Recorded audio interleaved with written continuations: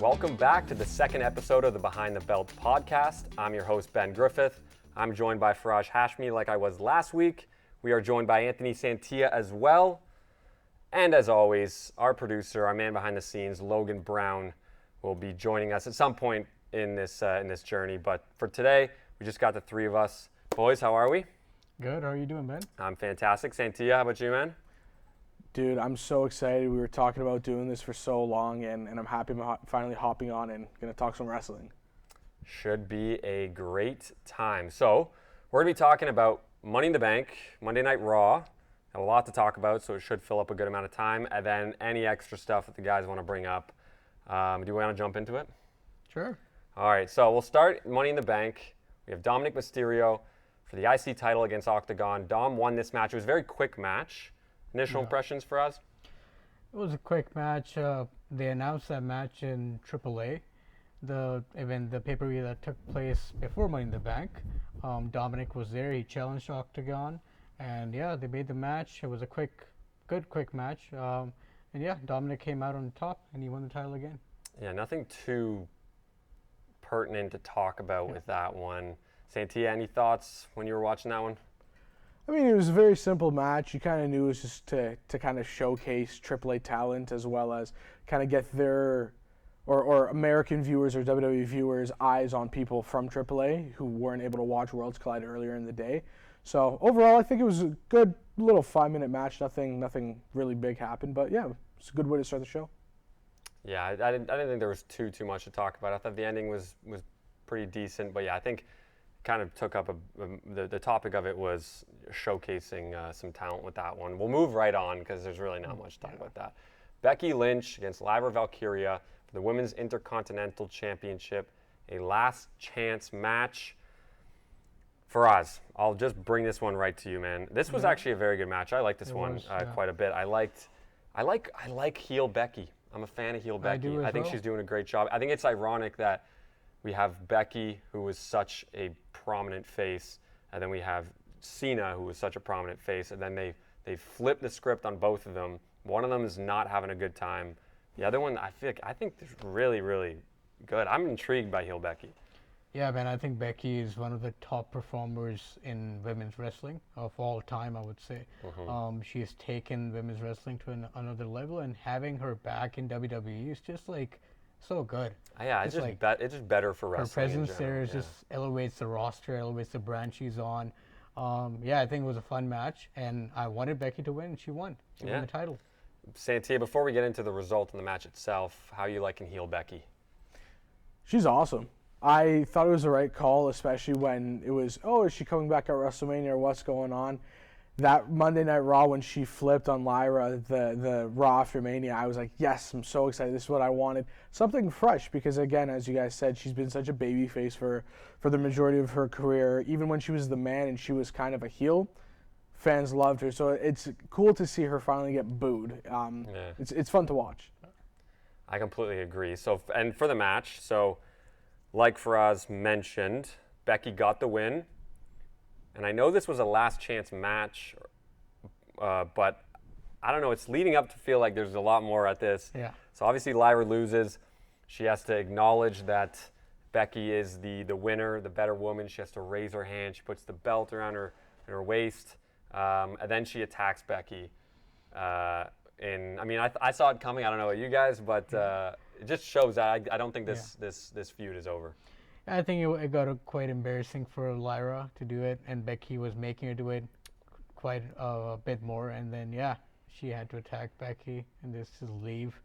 But Becky still won the title, and that's it for that match. Santia, do you think that Valkyria had enough time with the belt? Is it time to move it on to Becky, who we all know about, but... Personally, yes, I think it was time to move it because, as Faraz alluded to, this isn't done. This feud's probably going to continue even into the all-women's pay-per-view Evolution.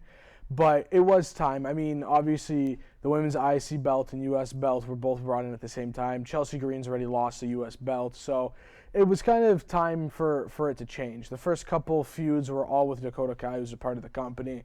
You kind of felt once Becky Lynch was kind of thrown into that scene, the end goal was going to be Becky winning. So I thought it was time for sure. Yeah, I think when someone like Becky comes back and she demands so much attention, it's kind of hard not to put a belt on Yeah. her because you know that that's a very safe call. So I mean, I'm not mad at it. I think it's going to be interesting, and like you said, going into the all-women pay-per-view, that could be a great little Yeah.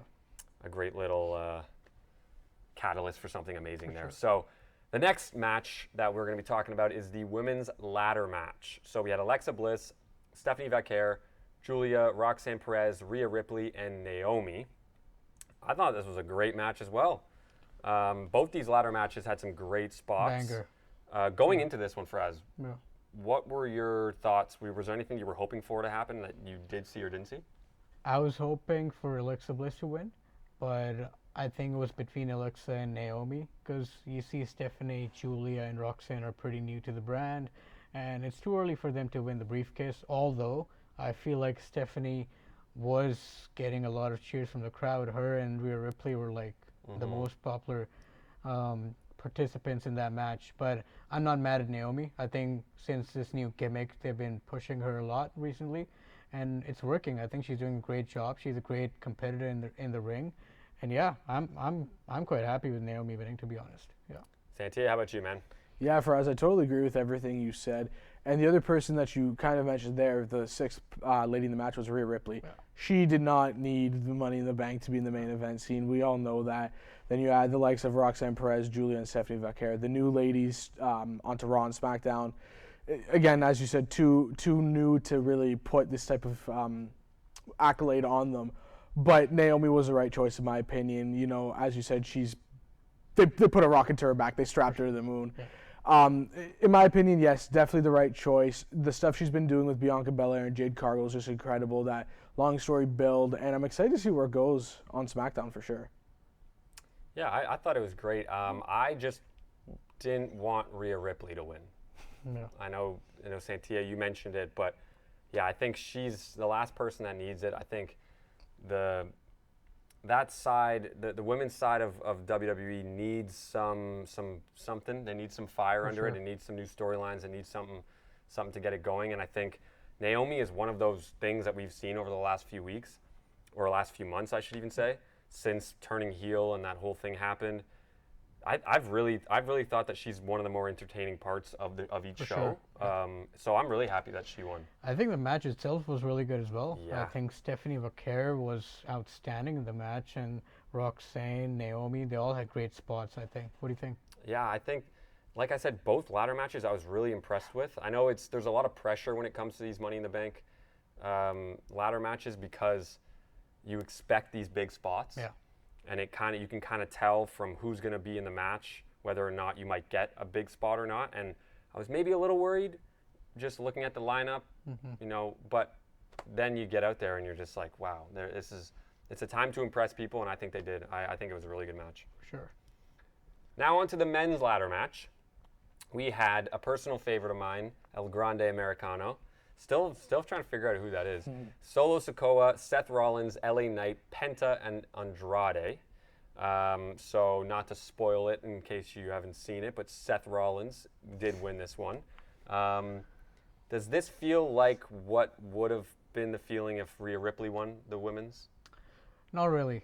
I think Seth Rollins was the right choice, to be honest. With that faction they have right now, I think they have to put something on him in the future, a gold title, whichever title it is, the WWE or the World Heavyweight Championship. So for me, the winner of the match I think it's fine. I think I would have given it to Seth as well. With the faction, it's just like they have to give him a hard push, and I think the match cooked it as well. I mean, everybody. I mean, Penta, Andrade, they had great spots. LA Knight was good in the match as well.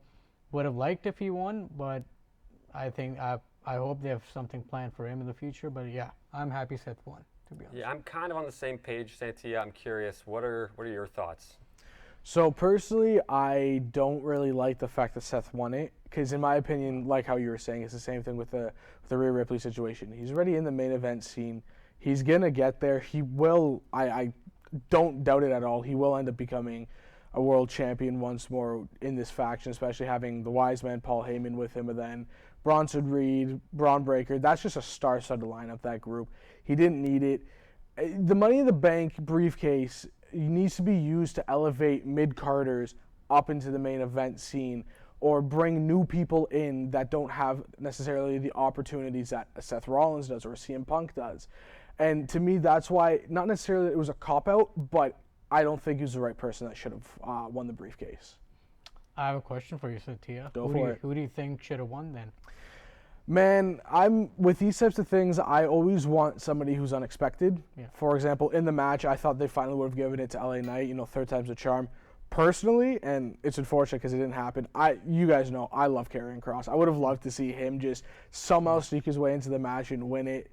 Because again, the guy hasn't, he's not given time on TV, and all of a sudden he's just killing it. Fans love him. Reward the guy, you know what I mean? So, personally, to me, I would have gone somebody outside of the box with the briefcase. That's fair. Personally, I would have gone El Grande Americano. At that point, maybe we would have seen who he really is. That would have been really nice, because I don't know. It's just going on and on. Yeah. Like, who do you think it is? I think it's Chad Gable, man. I don't think so. I don't know. I think a it's lot the of people have same- that same tattoo, and I just feel like it's very I don't know. common. It's not just a tattoo. I think it's the same physique, same move set as well. I mean, I think the same ankle lock. Yeah, I think it is. We'll never Chad know. Gable. We'll never know. Maybe not. Now, after this match, so Seth Rollins gets the win. You have the classic entourage getting involved to help him win, and then a bloodline and A no-name faction. face off mid-match. We'll get to what they might name it, or what we talk about that. But is there something brewing between these two factions that we could see? And then going to your point, Santia, about the need to have a belt or not on Seth Rollins. If you're going to go and do a faction v faction war type thing, do you even need Seth Rollins to have the belt? Or, because I understand where you're coming from, Faraz, where you're saying you want to elevate this faction into something that is great and something that we've seen before in the likes of Evolution. I know they're compared to them quite a bit. Yeah. So I kind of agree with you there, where I'm like, I want to see these guys get gold. I want to see them elevate, not just performance-wise, but championship-wise. But at the same time, I'm also like, if you're going to throw yourself into this storyline with two factions going at it, do you really need the belt? I think WWE does this quite often now, where they tease they do face-offs with two individuals or a faction for future, not for not for the next pay-per-view or something, but maybe they probably see something. And for me, I think it's more to do with a dream match between Braun Breaker and Jacob Fatu that a lot of people want to see. Yeah, I could definitely see that. Yeah. Because I think that's what it is. I think they want to tease that match sometime in the future, and we all know that match is gonna cook. And both these young guys have so much potential, and they came to WWE and they both just got over with the crowd, especially Jacob Fatu. So for me, these face-offs, it's nothing to do with the title and what the faction is, but I think it's just you have to find the detail. I think I think on SmackDown we saw Jacob and Braun faced off each other for a quick 5 seconds, and the crowd went crazy when Everybody that happened. wants it. Yeah. So I think it's for the future, and I would really like to see that match maybe at some WrestleMania. Santia, are you on the same page? And also, to follow-up question, maybe you want to mention the Fatu turning on Solo, and what that does to that conversation. Yeah, so whenever you see these factions face off, especially since Triple H took over creative, it just smells of war games. Let's be honest. Yeah. Like they do it every year. I mean, Big Bronson Reed teamed up with Roman last year and Punk. It's just always where it's going to end up going. Now, they did say they were going to kind of put that type of a match on the back burner after Bronson Reed literally broke both of his ankles, which just insanity that he's back already. But yeah, so as you were saying, Jacob Fatu finally turned on Solo Sikoa, hit him with the "I don't love you, Solo," and then it was a mess. So that kind of drops the War Games theory or the faction versus faction face off. I think going into SummerSlam though, you'll probably see Solo and Jacob Fatu kind of go for the mid-card belt, or maybe even it's JC Mateo and Jacob Fatu. But yeah, I think that faction's kind of just obliterated. Also, where is Tama Tonga and Tangaloa? They're just gone. I haven't I seen think them they're in injured months. right now. I think they both Tama Tonga I think got injured like a month ago as well, and he's injured for a while. And Tonga Loa got injured in the War Games match, like Bronson Reed did as well. I have a question for both of you guys. Sorry, I just want to say Since- for yeah. the Tonga, who cares? Honestly, sorry, I just got to get that. I just don't. I The just botch don't, sorry. man, the botch Yes. man, yeah. Yeah, so my question is, so Jacob turned on Solo. Solo and Mateo are together right now. Jacob needs a partner. There have been rumors for a very long time that Zilla Fatu might be joining WWE sometime soon, and him and Jacob have teamed up together in the Indies a lot. So maybe So- they're gonna plug some holes with some outside. I was just about to ask both of you guys Yeah. because I don't know if we're gonna talk about the bloodline again after this.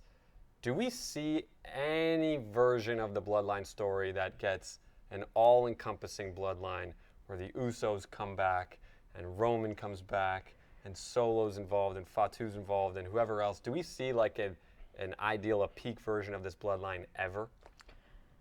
I think so. I think Bloodline storyline is not going to end It for just quite feels some like- time. yeah, It never it ends. They just- find yeah, a way. yeah. They find a way to continue the storyline. They bring Jacob Fatu, then they bring JC Mateo. And they keep it going at a We relatively. might see Hikuleo in Yeah. somewhere in the future. We might see Zilla Fatu, and Roman's is off now. But when he comes back, maybe the Usos, maybe Jake goes back to SmackDown. Tags. I just want to with see. I just want to Jimmy. see all of them in the ring together at one point. 'Cause That would be I think that'd great. be really cool. That was great. For me, sorry. No, go for it, yeah. Just putting up this point. I think the best way that you can do this is every single Bloodline member that you've ever had, including Sami Zayn. Screw it, Paul Heyman as well. Battle Royale. Last one standing gets to Ulafala. That's it. That's how you end it. That's a great way to end it. Yeah. That's a great way to end Just it. one You should start massive writing for them, match. Santia. Dude, don't even get me started. I'd love to. Now, from one faction to the no-name faction, what is going on with this? I think Santia, you have a thought about why you think there might not be, or is it I think it was Faraz. One of you has a thought about why they might not have named it yet, but this seems like it's kind of trailing on here. Yeah. They've been a faction for a bit now, More than a month. more than a month, Yeah. and they're just still no name. I don't know what to call them. Yeah, one answer can be like they might want to add more people to the faction. There was a name going around in Becky Lynch. She also has the IC title. I've not heard that. Yeah. Oh, I've that's read about interesting. It. So maybe someone else. Oh, that's maybe really interesting. maybe actually. Ethan Page. Maybe Austin Theory. Maybe Grayson Waller. Who knows? I'd really love to see Austin Theory. I'm a big Austin Theory fan. I think there's a superstar in there. I think we've seen glimpses of it. His in-ring performance is great. He's great on the mic. Hasn't really got a push Yeah. in a while, and when he has, It he's looks kinda, like him and Grayson are done now. yeah, and Yeah. it looks like they're splitting up. So I would love to see that. Santia, any thoughts from your side? Man, Austin Theory and Grayson Waller have been splitting for the past year and a half. So until one of them smacks the other one, I don't even want to talk about it. I agree with Faraz. I think there's one more member. Honestly, I don't even know how many more members, but guaranteed there's one other person lurking in the shadows. I'm always intrigued when it comes to factions about adding women. I think it's a phenomenal idea, and that's why I think that was the only place where the bloodline let you down. Let me down. I think you needed to add a female to that because you encapsulated all of the men's gold, but you couldn't get the women's gold. Now, ideally, probably would have been Tamina because obviously she's related, but that wouldn't be very credible. I would love to see Becky Lynch with Seth Rollins, her husband, and this group. Other names, this is just purely fantasy booking, but I haven't seen Drew McIntyre in a while.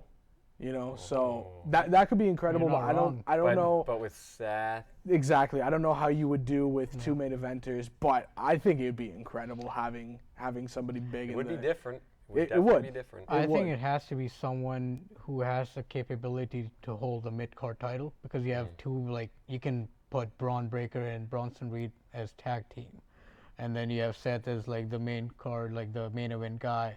And then you need someone to hold that mid-card roster and the mid-card title as well. Has there ever been a faction that's had all the belts? No, right? The Shield had the tag championships. Dean Ambrose was also the U.S. champion, and then U.S. I okay, think yeah. So there's been a few with okay, yeah. the bloodline got close as well. Yeah. We'll move on to the last match of Money in the Bank. John Cena and Logan Paul is a sentence I never thought I would say. Faced off against Cody Rhodes and Jey Uso. Now, this is gonna take up a chunk of time, I already know, because there's a big talking point in the world of wrestling, and what the truth is behind it. See what I did there? Because R-Truth came back. He attacks John Cena, and Cody Rhodes and Jey Uso pick up the win. I thought it was real. I thought he was gone. I don't know if this is just all one big work or what's gone on here, but I fully thought R-Truth was never coming back. When he came out and attacked John Cena, he didn't even come to mind. Yeah. Yeah, it's really confusing, man. R-Truth getting released, then R-Truth coming back. There's a lot of theories about it. Did he actually get released, or did they want us to believe that he got released?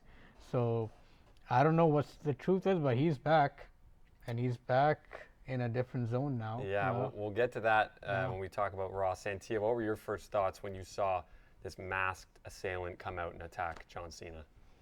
Well, first off, I was watching it with my girlfriend. She had her show on the TV. I was watching Money in the Bank on my laptop, and as soon as I saw him jump in the ring, you could tell right away. I mean, like as soon as he ripped off his mask, I swore a lot, screamed like a little girl, scared the hell out of my girlfriend.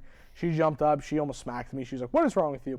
I loved it. I thought, and I'm going to be honest, I don't think this was a work. I think he was let go, and the fans willed him back in. But I love the smoke and mirrors. I love the fact that you can't really tell unless if you work for the WWE. But my personal opinion is I think this was real. I think he was let go, and the fans were the reason why he came back. But it can also be like they want us to believe that. The picture Triple H posted after Raw last night on his Instagram and just welcoming R-Truth back as he returned after like years. It's just like I just feel like they want us to believe that that he was released. But I think if I have to pick one, I think it's a work. I think it was a work. I don't know. Like I know we saw something similar with Cody Rhodes and the whole Dwayne Johnson, The Rock thing coming back, and him getting his spot stolen at WrestleMania just for it to flip, and that whole thing. It kind of gives that vibe. Mm-hmm. Are they trying to save themselves to stop people from thinking that that's what happened, or is that actually what happened and they're trying to run with it? I don't know.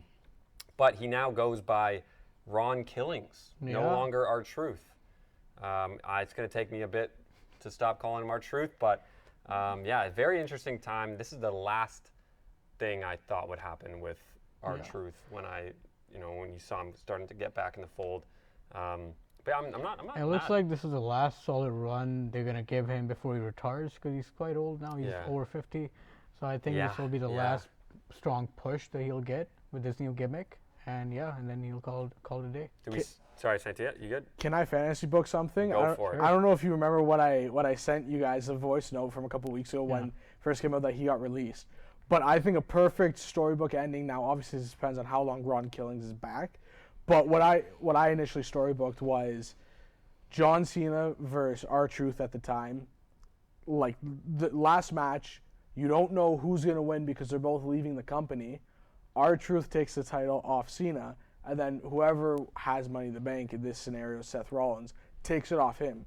So you finally get R-Truth beating his childhood hero, and then you also don't have to worry about getting the belt off him. You use Money in the Bank, and it's gone within 5 minutes, and then you move forward with Seth Rollins as the champ. I think that would just be a perfect way of retiring both of them. That is a great. I remember when you sent that voice note, and we were all like, "Oh, that's fantastic. That would be great." But my bigger problem with that would be like, we're also in John Cena's last year in WWE. Are you gonna waste another match between John Cena and R-Truth?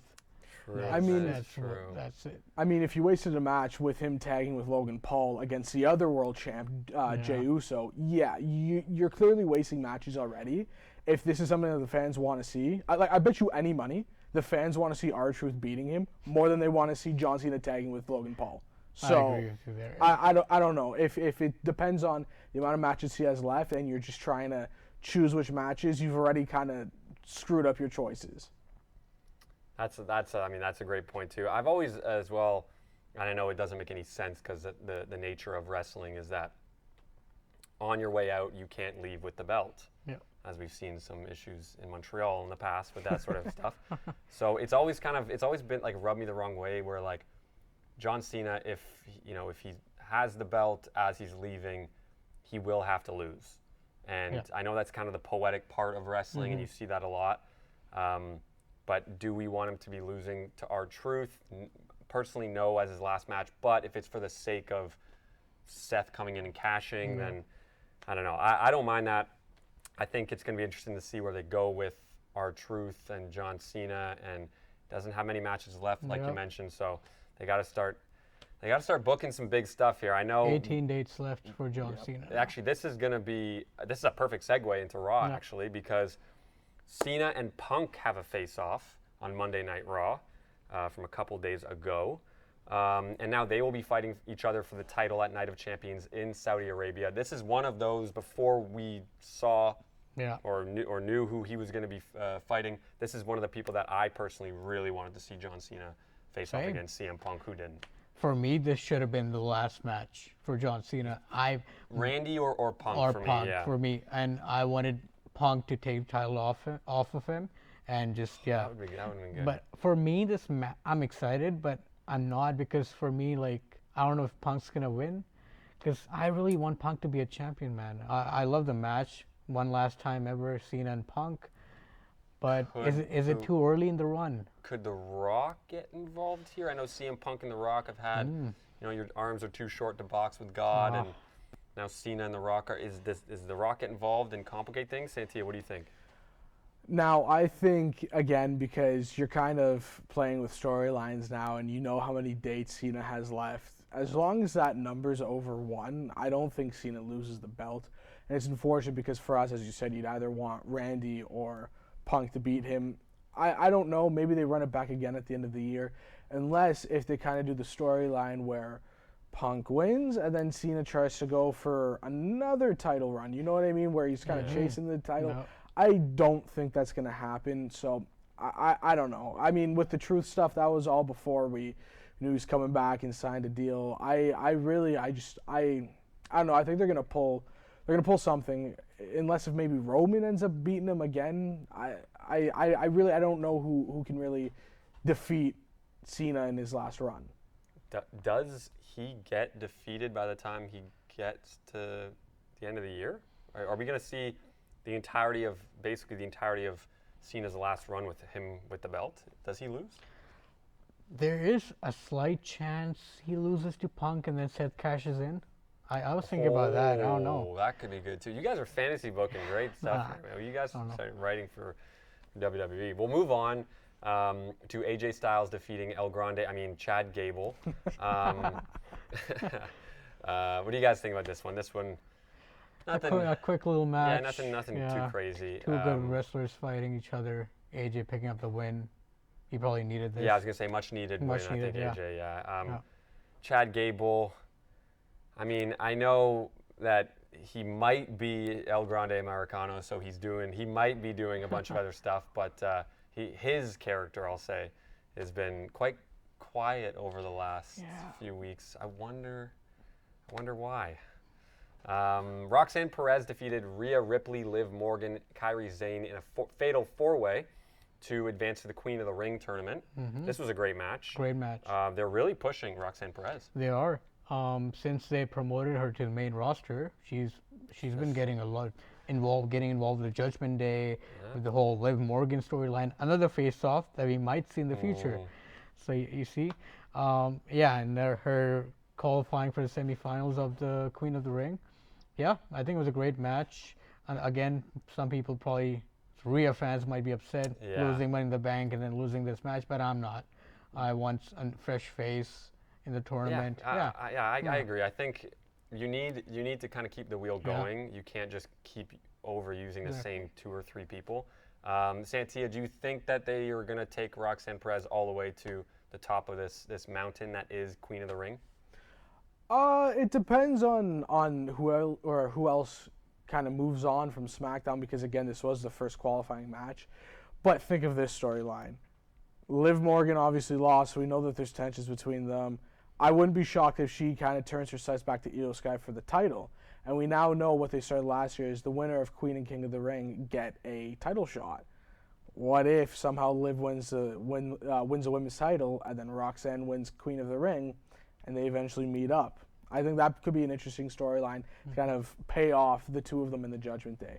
But I don't mind the fact that Roxanne Perez won the match. I think it was good the way that she won as well, because she's saving face, stopping Liv Morgan from getting pinned, but then she ends up just winning herself.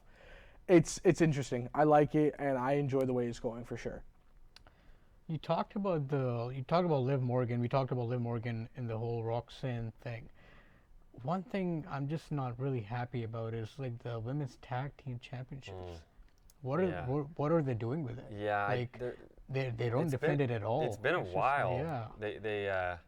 When's the last time that they've had Becky and Lyra won at WrestleMania, and the Raw after Mania, they took it back from them. Yeah. And since I then, thought that was gonna be. Yeah, I remember we talked about that. Yeah. I don't think they've defended the title since. I don't think so. They've just been completely off TV. I wonder why. If there's some, I know there's like from we've seen with R-Truth or Ron Killings, I should say, and some other people behind the scenes. There could be some stuff that we don't know about, but yeah, they need to bring that back, and I think there just needs to be more attention put on. For sure. Like that. It's just, Anyway, then we've got another return. We got Bayley returning to attack Becky Lynch. This was unexpected. Yeah. I didn't see this one coming. I don't know if you guys saw this rumored, but Bayley's back. Becky.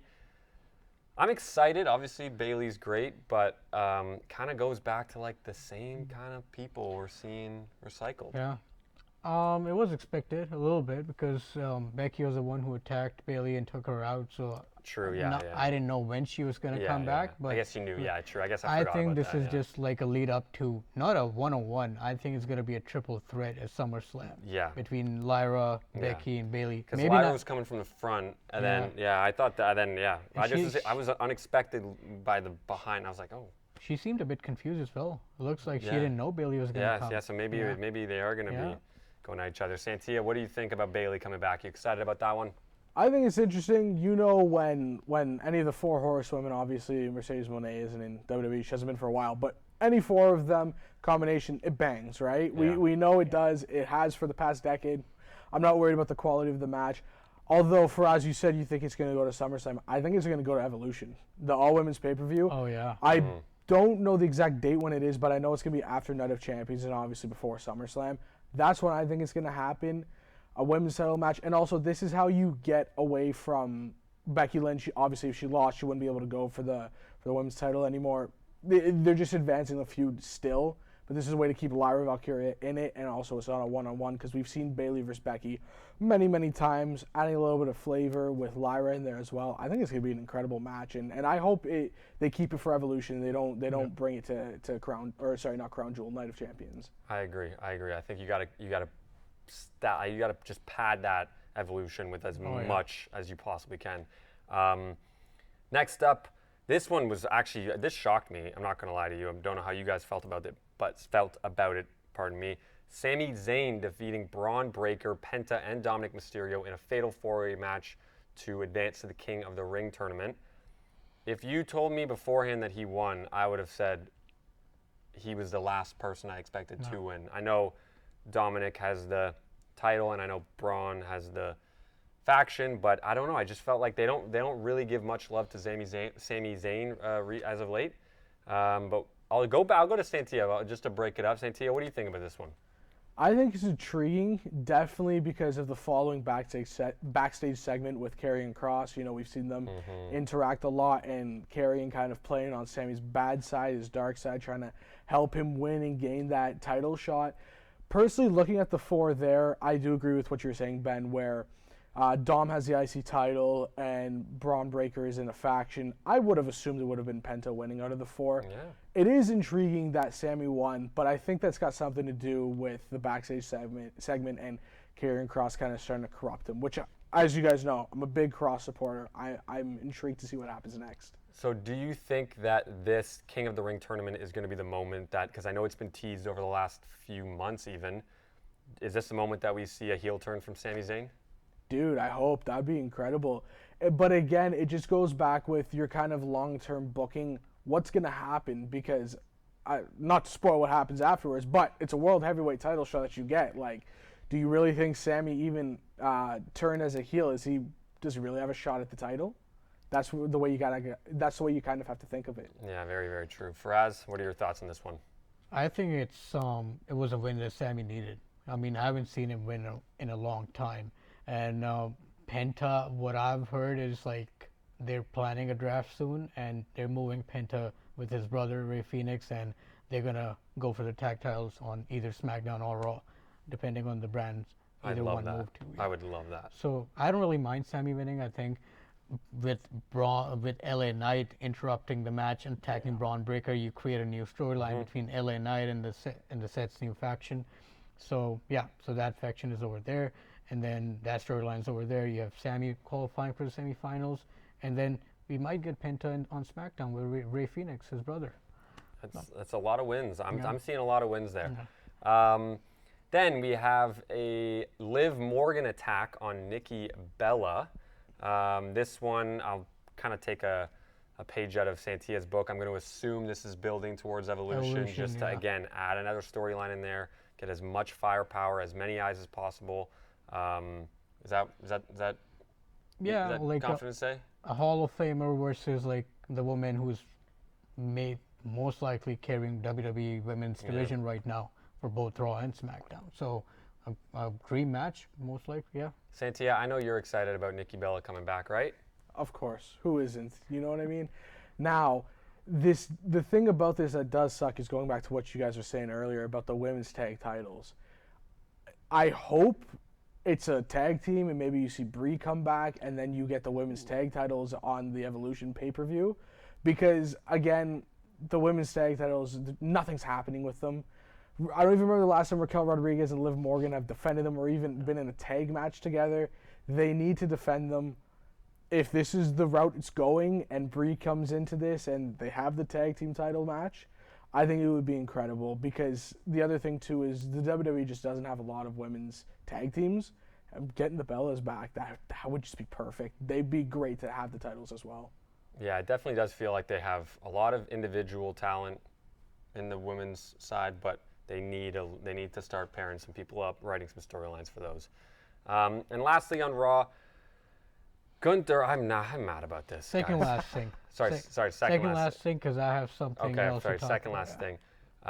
Actually, there's something else. Actually, maybe third last thing I want to talk about something as well. This actually made me really mad. I know we're kind of all in different spots when it comes to this. I'm not too happy that Gunther defeated Jey Uso to win the World Heavyweight title once again.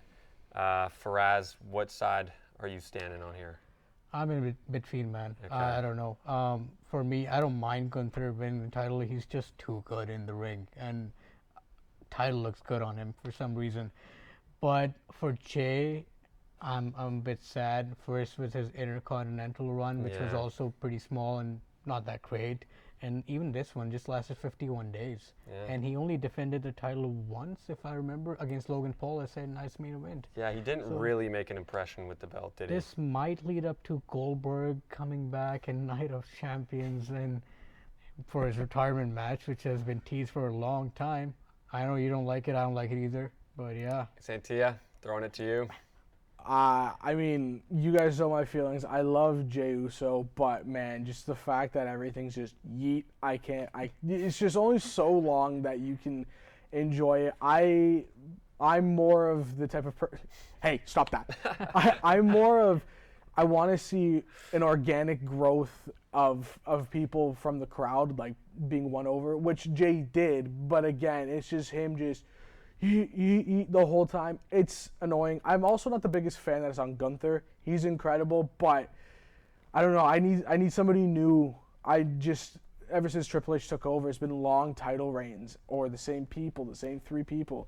That's why just going back to the draft. I just need somebody new. But back to your point, I do think this leads up to Goldberg at Night of Champions. My hope is that it's Night of Champions and they don't waste it on SummerSlam because, my God, if you're having that match at SummerSlam, would probably be the main event because there's Goldberg coming back. That would just be depressing. If you're gonna do it in Saudi Arabia. Yeah, I'm just not a huge Goldberg fan, and I think the reason why, because I don't mind Gunther, but I just think that this does lead to that, and I'm not a huge fan of that. But here, I'll just say what I want to say because this is not going to take too much. It's more of like I have like a confession to make, where I think Logan Paul is becoming like one of my favorite guys to watch in the ring.